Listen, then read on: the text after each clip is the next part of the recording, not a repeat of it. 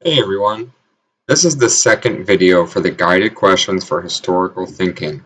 We're starting off with a slide titled How Historians Work. Historians usually begin their work with a question that they hope to answer. For example, an historian might want to know how people in Egypt learned how to build such huge pyramids without using the tools or technology that we have today. The first step in answering that question is to gather evidence. Historical evidence is any kind of information that helps in making statements or drawing conclusions about historical events.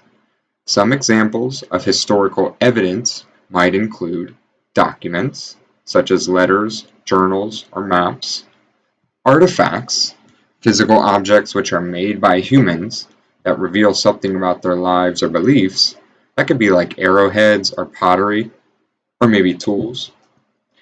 Historical evidence could be a drawing, art, or sketch. It could be a song or a piece of music.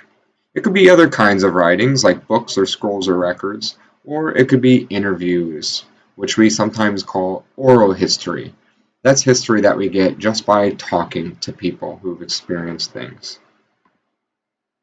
So here are some different kinds of historical artifacts. On the left, we see a document. And then we see some shoes. So let's look at those shoes for a second. Do those look very comfortable? I hope that our shoes today are a little bit more comfortable than those.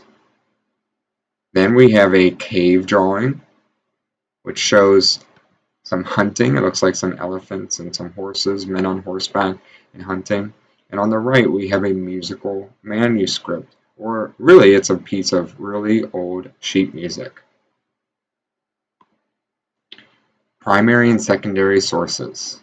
Historians might refer to these different kinds of evidence as sources. There are two basic types of sources. Primary sources come from people who experienced events or lived at the time that events occurred.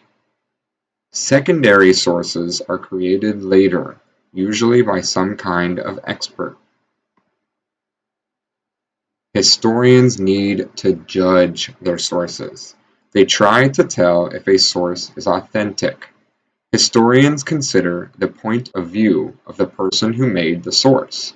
They might want to know if the source comes from an expert, someone important, or an average person like you or me.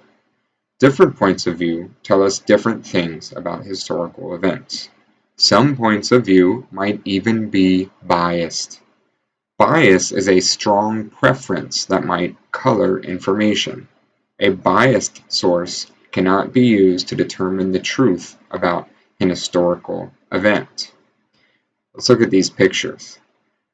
The first picture is kind of an ugly little picture we've got here. This shows a tabloid. Tabloids, you used to see these a lot. You still might see them at Kroger at the checkout aisle. But basically, tabloids are magazines that have a lot of sensational or fake news stories.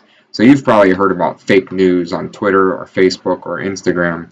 Well, before we had social media, people relied on magazines like this to get those kind of sensational stories that obviously are not true. There was no bat child found in a cave.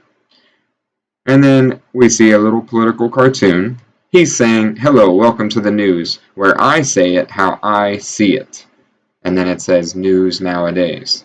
So this cartoon is saying that everyone has their own bias and point of view. The news can be biased, and so are we. We can use information from biased sources, but we need to be very careful.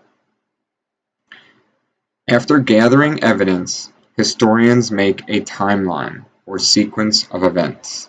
Placing events in order helps to determine cause and effect, and reveals patterns over time. Historians can interpret events to determine their causes. For example, if an historian finds out that an ancient city's population suddenly fell, they might assume that a natural disaster, disease, or war occurred in that city. So here's a timeline of a student's life. Everyone's life starts with birth, then infancy, and then childhood. Then you become an adolescent, then a young adult and a teenager. Then you become a middle adult, maybe in your 20s, and then you move on into late adulthood. So everyone's life has a timeline of events, and historical events also can be placed into a timeline where we start from the beginning and go to the end.